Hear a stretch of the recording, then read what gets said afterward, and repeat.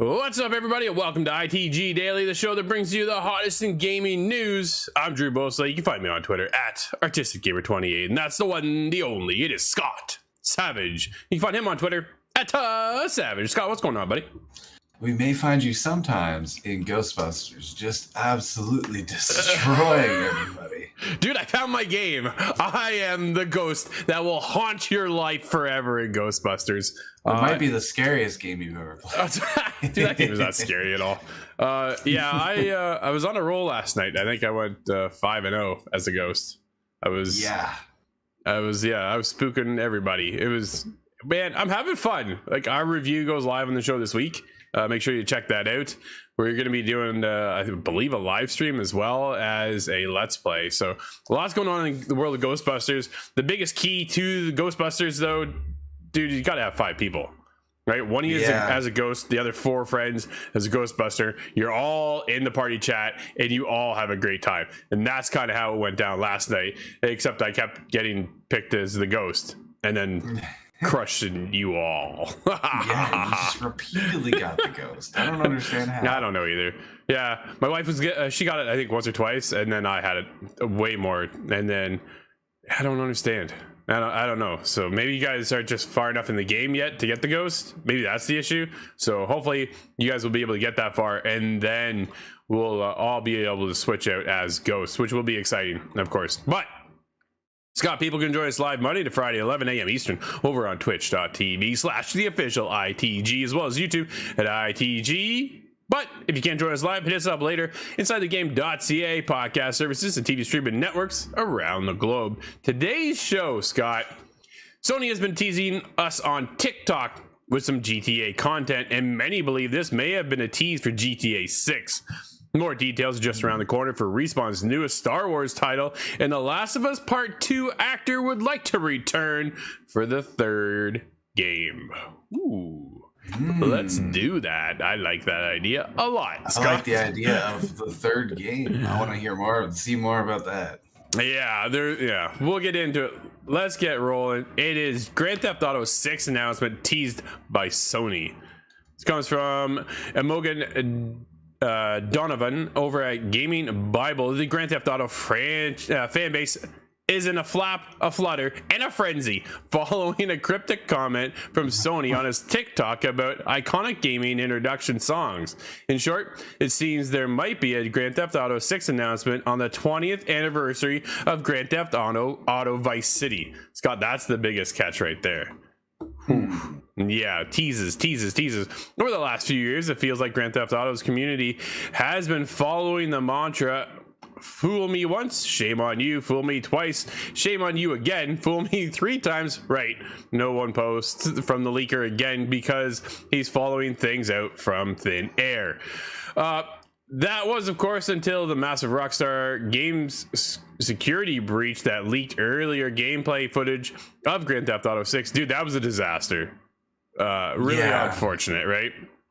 But this all leads to what's going on TikTok.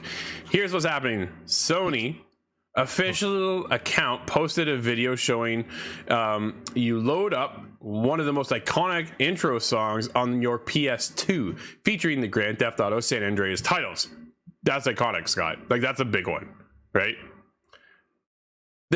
I'm wondering, if 20 years after, is this really going to be how they announce something? Is this... time will tell, because we're getting close, right? This naturally instigated much disclosure over the best songs, and one suggested that Sony's TikTok account post the starting sequence to Grand Theft Auto Vice City next. The account then replied, quote, 20th anniversary is coming up too, end quote, with a pair of eyes emojis. Scott, are they instigating here a little bit? Are they just kind of throwing caution to the wind, or are they just bugging us over on TikTok? It's hard to say, because everybody wants to be that person with the leading edge, the information. It's coming out, guys. I know what you don't know. But yeah, exactly. It does make a lot of sense if they came out to say something on the 20th anniversary. That's absolutely makes sense. But would TikTok be an official venue? How seriously should I take the Sony TikTok is what I'm thinking. No, I understand that, but it is one of the biggest platforms in social media right now. I think that's one of the leading edges. And then you head over to YouTube, where they'll probably, and PlayStation Blog, to reveal it. Do you think they get an exclusive, Scott? Or does it go out to everybody? Oh, that would be a really interesting idea for Sony to have an exclusive at this point after the big kerfuffle. Yeah, right. I just kind of thought of that. I wonder if they're the ones teasing it right now. Are they going to be the ones to pull in Rockstar and say, "Hey, we want to announce GTA 6 first. Come to our platform. We'll put you on our TikTok. We'll put you on Twitter, here, there, everywhere." Granted, Rockstar does not need PlayStation, in all honesty, right? They're big enough on their own. They can show one little blurry screenshot and everybody's on it. We all want to know more. We all want to know what's next. We're all starving for that next iteration of Grand Theft Auto 6. What's the online component look like? What's the story? We understand now that there's 2 protagonists, brother and sister. They're twins, but they're separated at birth, kind of separated at childhood, I should say. And there's a lot kind of to unpack. We know very, very little, and yet we had this big, massive leak last month, Scott. I guess it was, right? It was last month. Yeah, that kind of broke down some of the gameplay, and people are like, this looks awful. I'm like, of course it is. It's not done, like not even close to being done. So have you played I was gonna say, have you played a bad Grand Theft Auto game? But the trilogy, I wouldn't really count that one. So I got that, and I'm still playing through number 3 now, and it's a lot better than people used to say. It's funny times, man, funny times. But it's one of those things, Are Sony teasing the next Grand Theft Auto game? if it is on the 20th anniversary, then we might see something sooner than later, which is pretty exciting to have something actually official come out of Rockstar and say, hey, look at this is what we're building. Here's the story beats you're going to hit for now until we want to reveal more. And just, man, what's the online component look like, Scott? I really want to see what the next iteration of GTA Online is going to be, right? That's the big one for me. But speaking of big games, Scott, a good one coming up is Star Wars Jedi Survivor. Reported details next major reveal. This comes from Logan Moore of comicbook.com. A new report associated with Respawn Entertainment's upcoming game Star Wars Jedi Survivor has detailed when we might see our next major look at the title. Following its reveal earlier this year, Respawn and publisher Electronic Arts have remained incredibly quiet about the sequel to Star Wars Jedi Fallen Order. And while the silence has led to fans wondering when more information might be shared, it sounds like we won't have to wait much longer to see Survivor in action. According to video game industry reporter Jeff Grubb, EA, the guy with all the scoops here is Jeff Grubb, EA is planning to highlight more of Star Wars Jedi Survivor beginning in December. Grubb didn't outline when the new glimpse at the game might take place, but the Game Awards 2022 is set to happen in the early portion of next month, on December 8th, Scott, is the big takeaway. You think that's when we're going to get more information of Star Wars Jedi Survivor? That would be a very good avenue to do it on. The Game Awards being the biggest event in this part of the season, in this part of the year, that could be very exciting. And I think everybody's just dying for more details on this. Absolutely. Everybody's looking for something else. We're in such a hot spot right now. We got some incredible games coming out, but we have a lot of questions within the industry of what's next and this is what we do all the time, right? What are they working on? What does this look like? And after Jedi Fallen Order having such a success coming out of EA and Respawn, I think Respawn was really the saving grace for EA when it came to the Star Wars franchises, because we've seen the roller coaster up and down. Respawn comes out, Jedi Fallen Order is a smash hit, is a huge success. People fall in love with this game. What's next? We see this guy in a tube and everybody's like, who's this? Any speculations, any ideas, Scott, as to who that was? No, I really am not certain. Which is unfortunate, because I want to know. Right? Where are we heading next? Do you have anything? What do you hope to get? Did you play Fallen Order, first of all? Oh, yes. I played lots of Fallen Order. I'm hoping just for more of that. I hope not much changes. Change the ice sliding mechanic. Do you remember those levels? Man, I wasn't a big fan of those. You jump down and now you're on rails sliding. I'm like, all right, I want to get back into the action, puzzle mechanics and other things like that. I wouldn't mind a couple more puzzles to be introduced, a little bit more exploration perhaps, but deep dive into the story of Cal and where he's coming from and where he's heading next. And I think there's a lot to be able to get into and unpack. Star Wars is such a huge franchise, man. There's so much they can pull from and work with. I think that's the exciting part of it all. And you give it to Respawn, who, that's what I said, crushed Fallen Order. And man, I cannot wait to find out more details on the sequel, Scott, which you think is probably lined up for next year, my guess. That seems like it would be quite early, but that would make sense as well, given... Well, when did Fallen Order come out? I was heading there. That's where I was. That's what I'm wondering, yeah. Okay, let me check. 2019, I believe. Is that when it was? I'm pretty sure. Let me see here. If that's correct, 2023 would be kind of the earliest year I would expect to be seeing anything. Yeah, 2019, November 15th, 2019, it was released. So you would think next year... Maybe even 2024. You see it announced for next year with the delay of 2024. That may be likely. That's if I had to predict, I'd go that way. Scott, let's get into The Last of Us Part 2. Is always something that's a hot topic. Abby, actress, wants to return to the role. This sounds fantastic. This is Kate over at comicbook.com. The actress who played Abby in The Last of Us Part 2 would love to return to the role in a future game, despite some of the reactions to the character. However, despite the controversy with Abby, actress Laura Bailey told comicbookmovie.com she wants to go back to that role in a future installment of The Last of Us. She acknowledged the, quote, drama, end quote, surrounding the role, but noted how much the character meant to her. Bailey also noted that she is really excited about the upcoming HBO series, which I cannot wait for. Sometime next year, we're going to see more of that and hopefully be able to watch the whole thing. But, quote, I would definitely go back to her, end quote, said Bailey. Quote, I know there was a lot of drama in response to her character, but it was one of the most influential roles I've had in my life. I would 100% go back to play more Abby if the opportunity came up. The series looks amazing, and I cannot wait to see more of it, end quote. Scott, Neil Druckmann did mention that he has a concept for The Last of Us Part 3 in the back of his mind somewhere. It's just, I don't think fully fleshed out yet. Now, do you think this is kind of a confirmation of that process happening? I would say so, right? Do we know there's going to be a Last of Us Part 3? Of course there is going to be a Last of Us Part 3. I would have thought there'd be a Days Gone Part 2.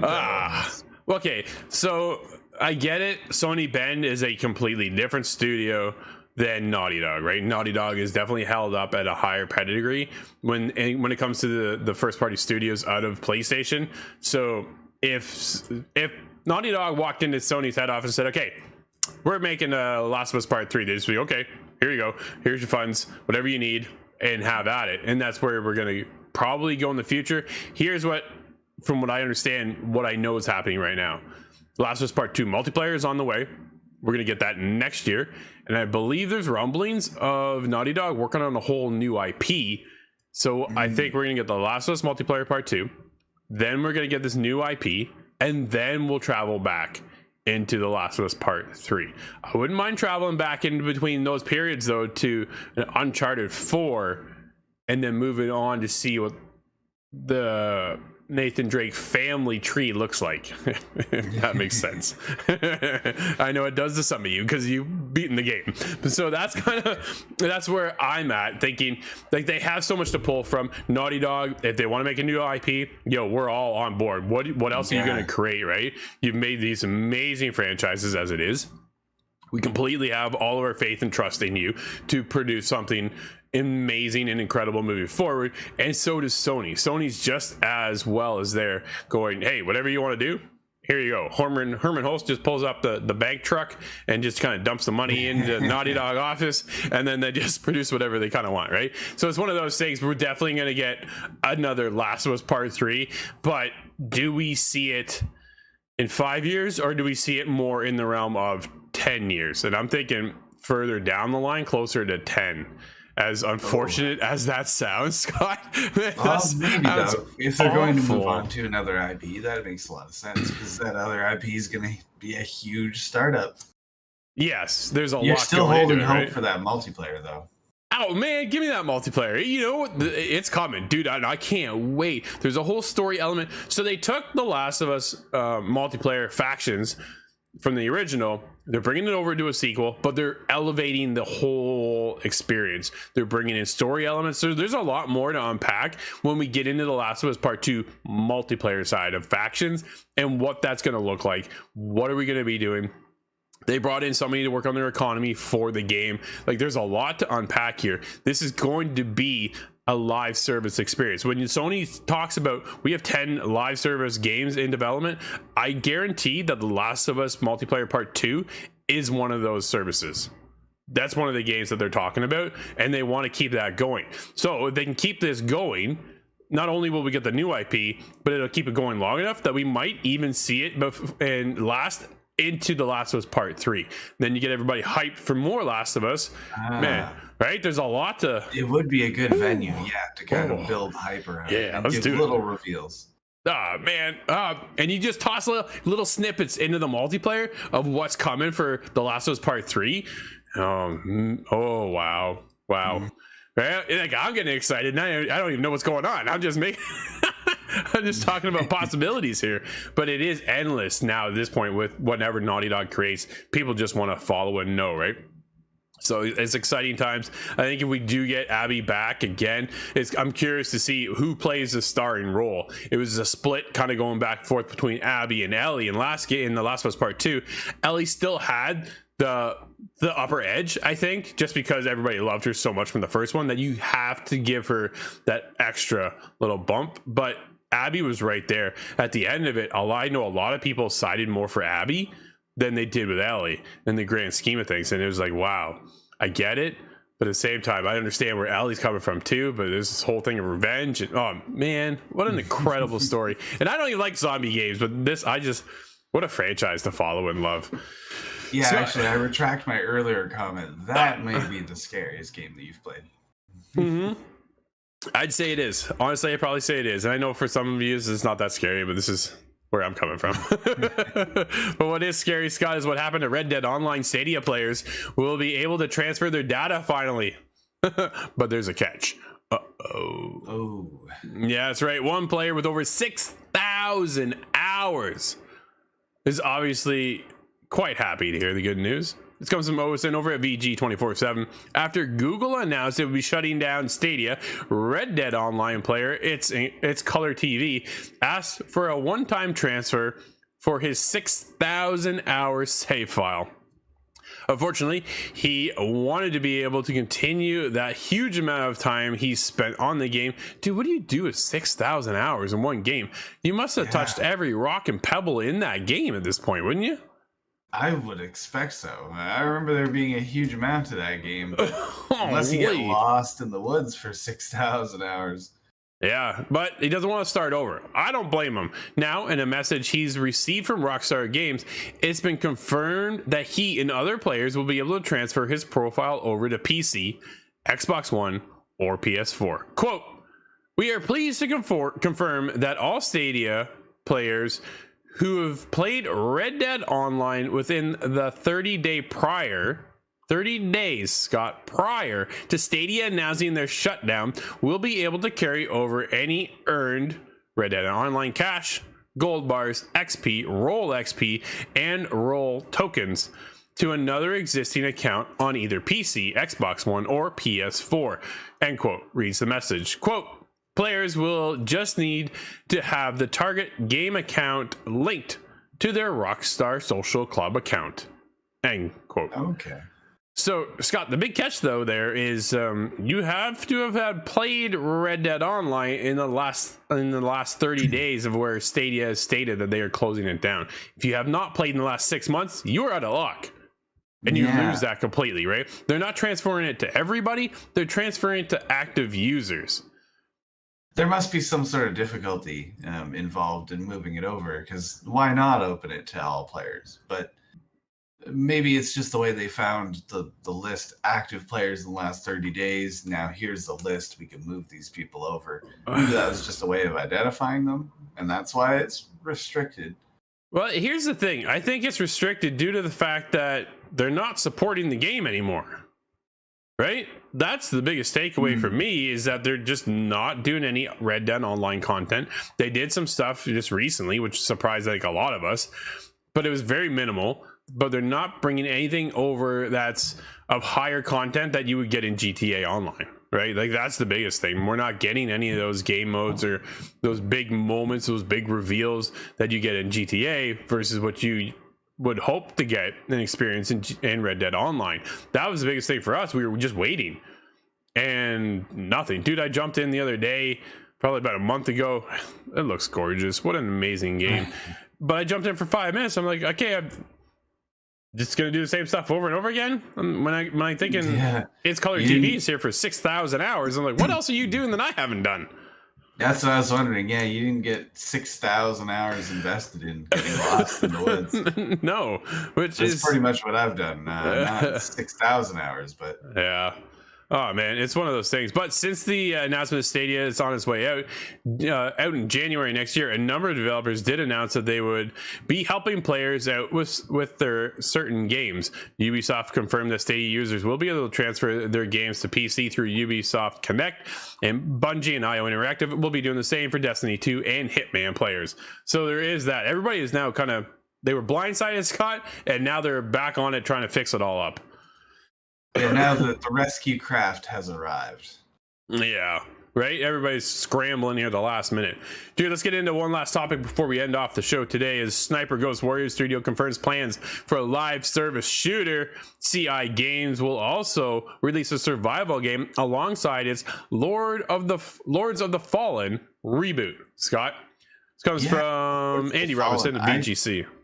I didn't get to beat Lords of the Fallen, the first one, but Nope. it was quite a solid release. Yeah, Souls-like they offered. Yeah, so sequels now, well, a reboot of the franchise is in development. Sniper Ghost Warrior Contracts 2 was an incredible game. I thought that they did really, really well, and they brought the Sniper franchise to another level. We often see them go back and forth between Sniper Elite, and then you got Sniper Ghost Warrior. And Sniper Ghost Warrior Contracts 2, I thought it had enough innovation to actually kind of push it ahead of Sniper Elite 5.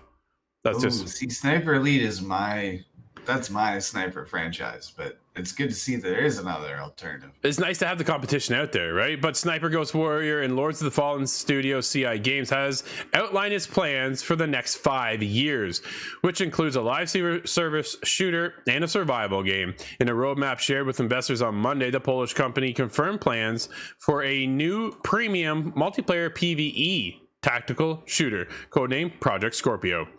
CI's internal Underdog Studio, the team behind the Ghost Warrior series, will lead development on the live ops title, which it says will be supported in the long-term post-launch. The company said its popular Sniper Ghost Warrior series will continue via a new partner studio, which will work alongside Underdog so that it can continue the series whilst developing its games of service title, Scott. And of course, we all know now that they've switched over to Unreal Engine 5 for their newest upcoming survival game, the Project Survive, which is already in development. And again, they have the Lords of the Fallen reboot as well. Dude, lots going on over at CI Games. Yeah, they're busy over there, but this is all good news. More of these games. They've been doing a great job with the last 2 releases. Yeah, very cool. Scott, you got 10 seconds. What games do we have out today? Go! We have Party Maker on PC, I See Red on PC, and Golden Light of Rose as well on PC. Dude, you crushed it. Well done. Everybody, that's going to wrap up today's show. Thank you so much for hanging out with us. This has been ITG Daily, the show that brings you the hottest in gaming news. You can always join us live at 11 a.m. Eastern over on Twitch and YouTube. But if you can't join us live, hit us up later inside the game.ca podcast services and TV streaming networks around the globe. Until tomorrow, everybody, I'm Drew, that's Scott, and we'll see you inside the game.